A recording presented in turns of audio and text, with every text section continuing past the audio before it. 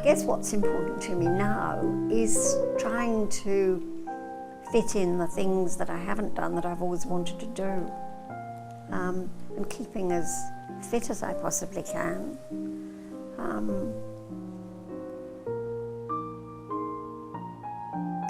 And trying to help keep the world a better place, do my bit if I can.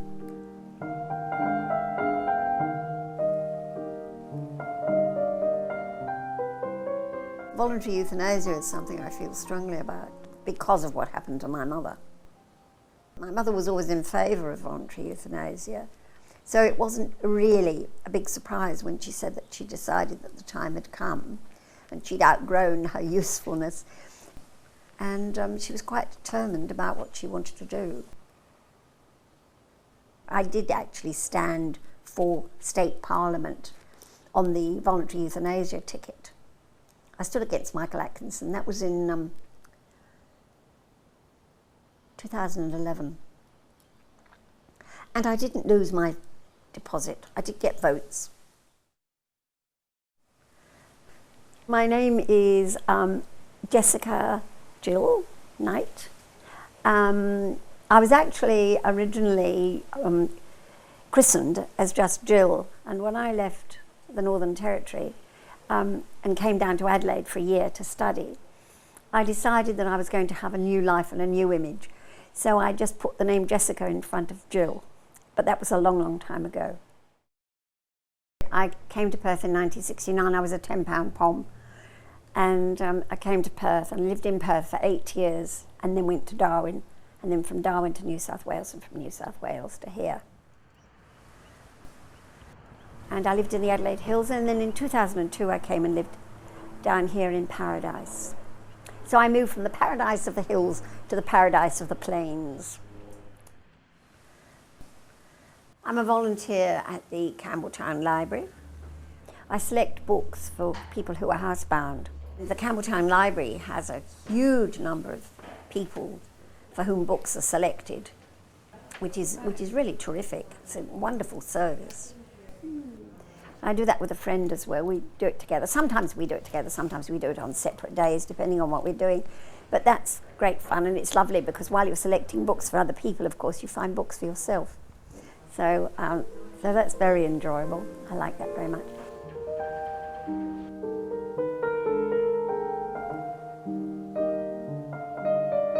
I like to make my own clothes if I can.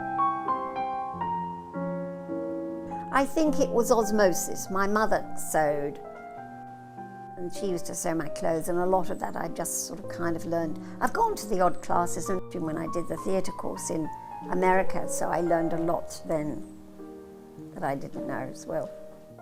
I'm lucky I managed to have a room set aside, and I can have my sewing machine set up all the time.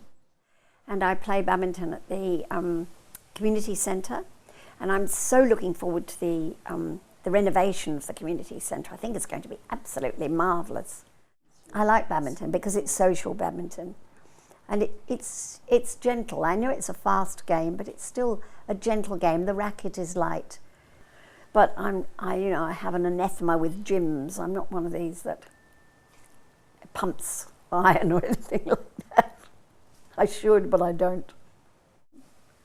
I had a long bucket list when I retired, things like learning to play golf, and which I still haven't done, but on my bucket list was being a gallery guide, and I have done that, so I can tick that one, yes.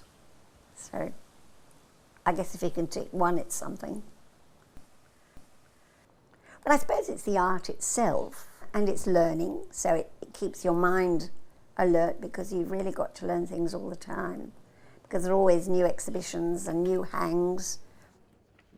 You have to research, and the art gallery has a wonderful library down in the basement, which we use, and of course online, and we have our own guide online as well, so we can look up everything from home. This is part of keeping your brain going, and we have to give talks to our peers and things like that, which is a bit daunting.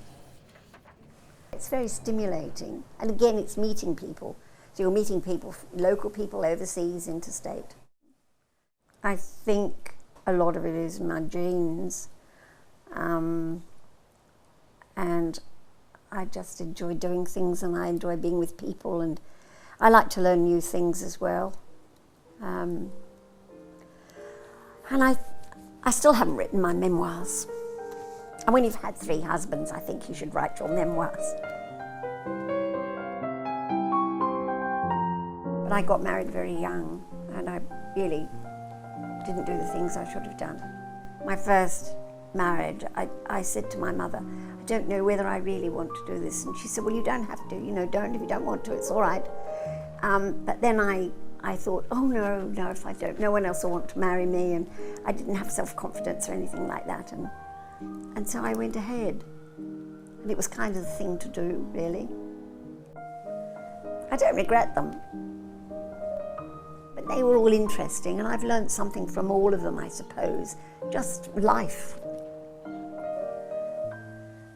The one thing I've learned is that if you are in doubt, don't do it. Just listen to the inner voice.